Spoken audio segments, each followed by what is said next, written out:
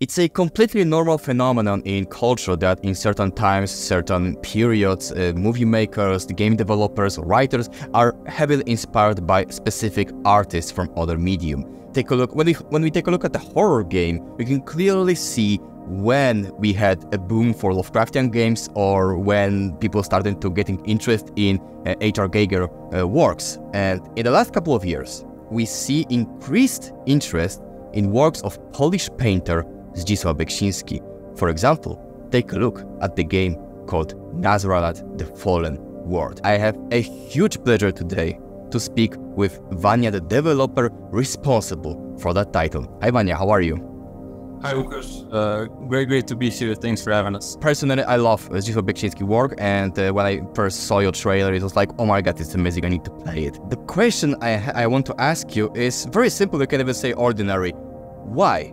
Why is Zdzisław Beksiński? Why his work is so captivating that more and more creators, especially horror game developers, like to be inspired by him? We get this question a lot, especially from Polish people. Yeah, I imagine. Yeah, it's a very, I think, good place of national pride for you guys because Beksiński is obviously like an amazing painter. And I think there are like many reasons why we kind of decided to go with that aesthetic, but the primary thing is when we started developing the game, it was less like we want to make a game and then, you know, what is it going to look like? Who's going to be an inspiration?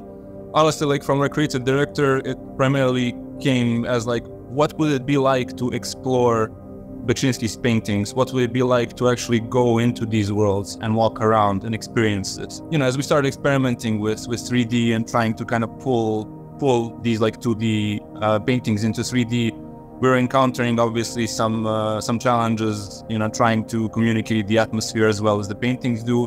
And you know, as we kept going, we kind of came to a recipe where we can kind of do it consistently. And we're like, okay, we're actually going to just make a game out of this, and it's going to be really cool. And what happens is the same dread and the same feel of, I guess, hopelessness, how minuscule man is compared to, you know, the universe, compared to the world at large, translates from the paintings into 3D really well. And then if you give some sort of agency to the person, you know, inhabiting these paintings at that point, it amplifies the experience. And I think that's why most devs are going for it, because if you do it well, you can, you know, it can achieve the same feelings, but you know, with the force multiplier of it being an interactive experience as a game.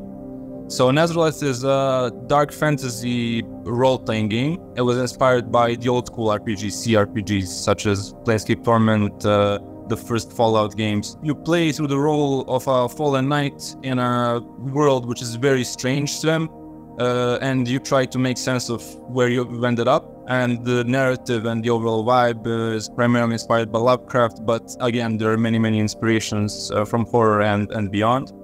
And we've been working on it for the past 2 years. We hope to release it in 2025. We're now at a point where we're looking for partnerships for it in terms of publishers or investors. You know, we're very excited for you to play it when we release.